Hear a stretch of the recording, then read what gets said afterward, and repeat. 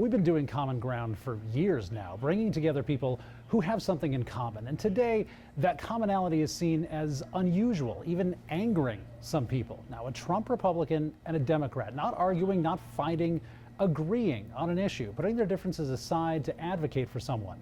Kelly Yu is a West Valley business owner who's facing deportation after 20 years here. She's raised a family, contributed to society, and is now in ICE custody. Lisa and Brent don't agree on everything, but if they can work together, maybe the rest of us can too. This is Common Ground. I like the way Brent thinks. All right, I'm supposed to be here. I have a rock in my office, and engraved in the rock says nothing is set in stone. Oh, I like that. Because, yeah. Who are you? I'll go first. Yeah. All right. I'm Brent Peak, and I am the co-chair of Northwest Valley Indivisible. I am Lisa Everett, and I'm the chair of GOP Legislative District 29. Here we go. This is kind of fun. It's like a board game. Who did you vote for in 2024 and why? I voted for Kamala Harris because what she campaigned on matched my values. And matched my values of decency, of freedom, democracy, and all the things that I care about.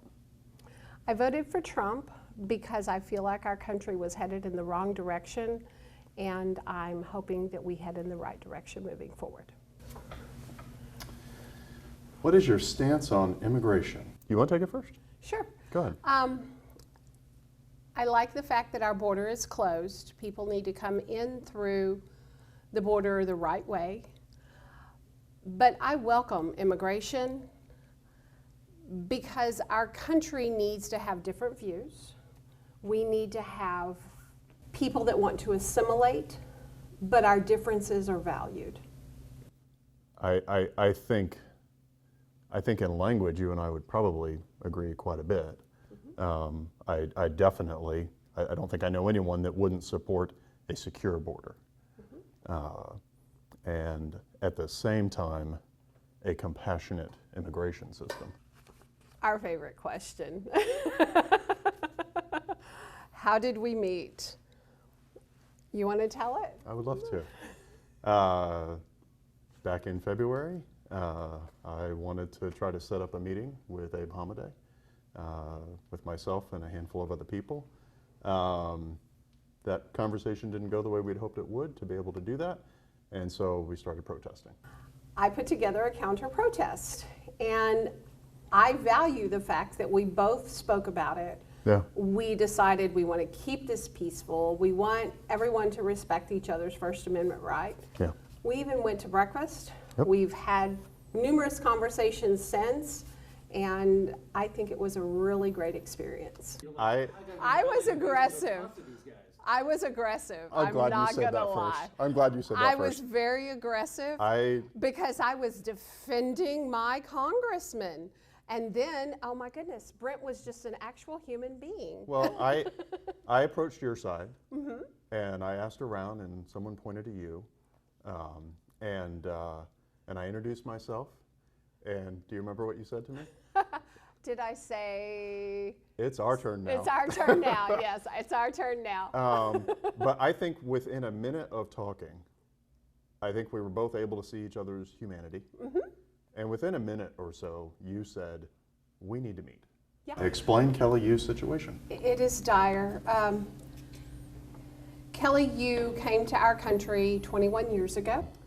She was 18 and pregnant. And although she did not come in the right way, 18-year-olds are young. From China. She didn't feel like she had any options. She did immediately apply for asylum, and she has been in the court system since trying to get citizenship. And she is someone that we want in our country. She owns a business. She employs people. She sponsors high school baseball teams. She's the epitome of the American dream. Yeah. And now we have her in an ICE facility. She was picked up when she was at an immigration meeting So she was doing the right thing. Doing the right thing. And to be fair, she was picked up the first time, I think late last year, under the Biden administration. They put her on the ankle monitor and told her to do these check-ins. And I don't know, I mean, if your child was born here and this was the only life they've known, I would have a hard time leaving too, as much as I also believe everyone needs to go about this the right way. The reality is she's not one of the worst of the worst. Right.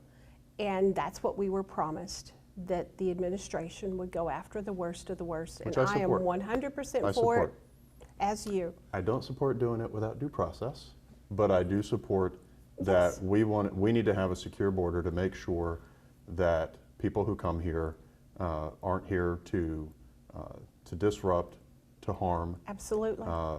And that they are coming here for the same things that we all value here. She's adding to our economy, and she is so well loved. Yeah. I can't tell you how many people have reached out to me on Facebook and also email telling me, thank you for helping Kelly. I know her. Yeah. She needs someone to help her. Now, we have had pushback, both of us. Yeah.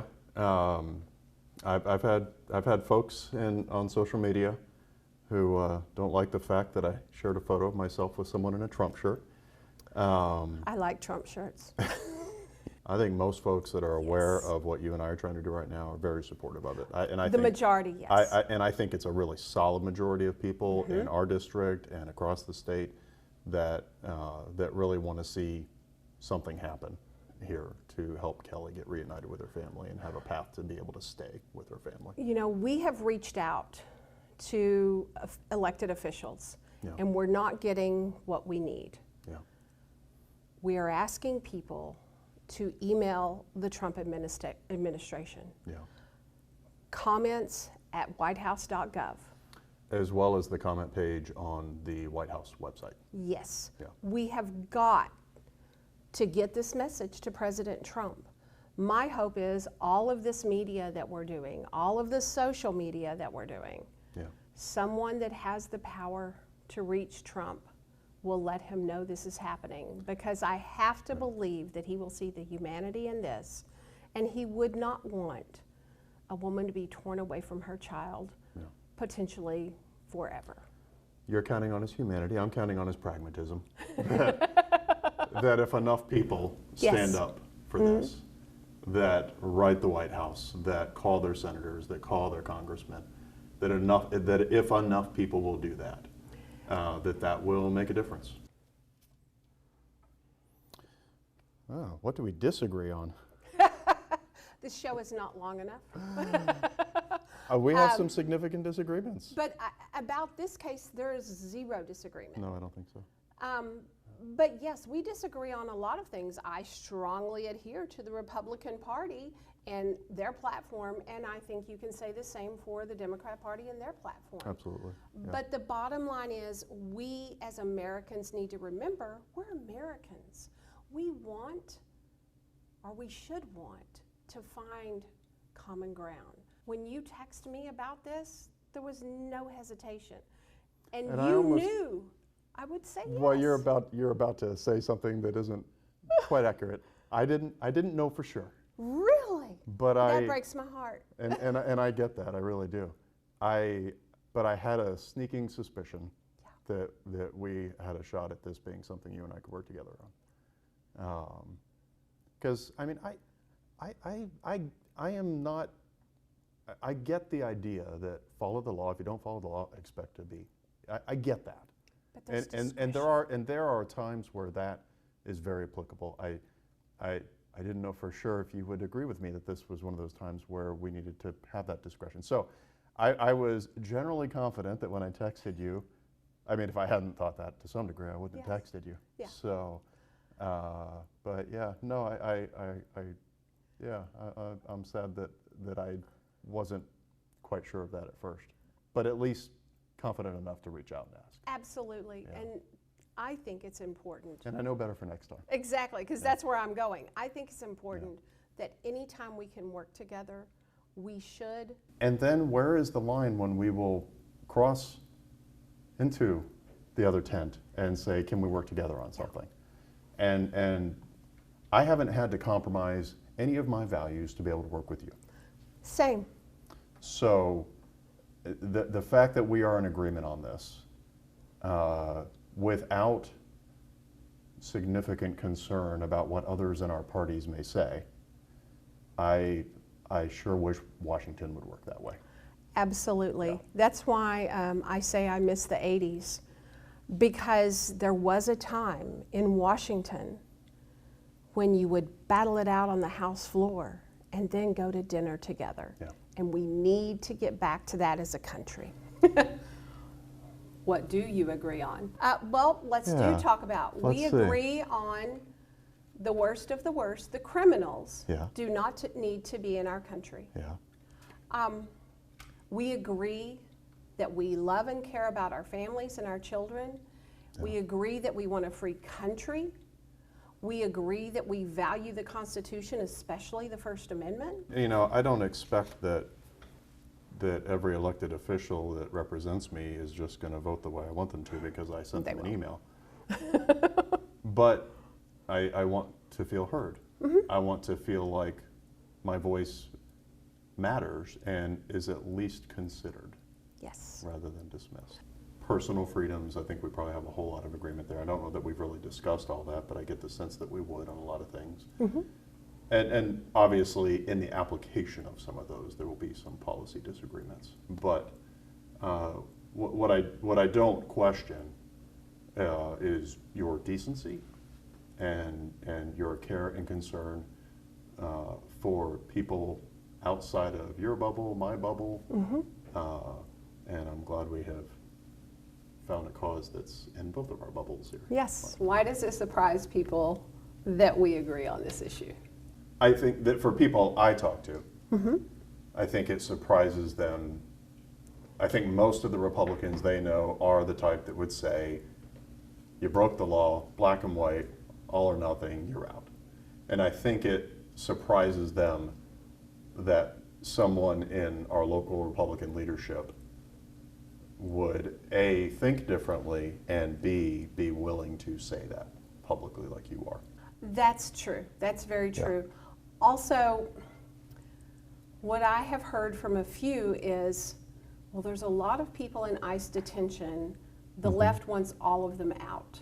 And it was very refreshing to hear you say, no, we do not want people here that are breaking the law that are not American citizens. And I hate to use the word ignorance, I'm not trying to be disrespectful, but when you don't know and you just fill in the blanks of what you think the other person thinks and says, that's not good. Yeah. How hard is it to ask?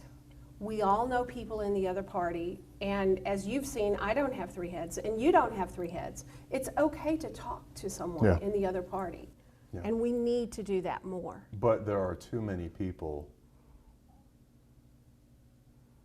and you know, I'm inclined to think that we're the reasonable ones.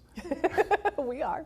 I think there are too many people that I definitely hear of from your side that that see even having that conversation as a compromise of principles. And it comes from being able to put others in the category of other. Yes. I think so many people on both sides want to pose the gotcha question when they speak to a person on the other side. Yeah. So they can prove in their own mind that they're right. Yes. That does nothing to help. And both sides do that. Yeah, and it does nothing to help. Yeah. My side is notorious for it. And I hear them, and I literally say, what is your goal in asking that question? I had to do that at the protest. Yeah. And I'm sure you as well. And we're just like, why do you just want to poke them with the stick? Yeah. You know? It's a lot better to go, hey, we agree on this, let's talk about it. Yeah. Yeah, I remember having a lengthy conversation with one of the men on your side on the counter-protest about mental health and veterans. Mm-hmm. Oh, I remember that. We're totally in agreement on that. Absolutely. Absolutely in agreement on that. I know that our representative has introduced legislation about that. I support that. Yeah. And so, yeah, there are things that we've got to look for the support instead of where we differ. If we spent more time talking about what we agree on, we would have less time to be negative and angry. I think there is room for each of us to stand firm in what we deeply believe and disagree on, and at the same time be able to stand together on what we agree on. Is the U.S. as divided as people think? I worry that it is. I worry that it is, and I'm happy for you to push back on that. I would like for you to push back on that. At first glance, it is. Yeah. But my hope and belief is that the extremes are the loudest voices. Yeah. And we hear them over the rational voices on both sides. Yes. And it is our responsibility to take back our parties, yours and mine, because I feel that these loud voices that are so extreme and oftentimes hateful on both sides, Yeah. that's the problem. Your average American doesn't believe some of the crazy stuff that some people on your side think I am and some people on my side think you are. Your average American that goes to work every day, gets the kids to school, cooks dinner, they don't pay any attention to that. I got a text from someone involved with our Indivisible group, and he told me he was very moved and inspired by what we're doing here. Good. While I do fear the U.S. is divided as people think, at least at the extremes, my hope is that what you and I are doing can kind of be a signal to those that are willing to come together. I look forward to seeing you at a counter protest sometime. It'll be fun. We'll do breakfast again. Yeah.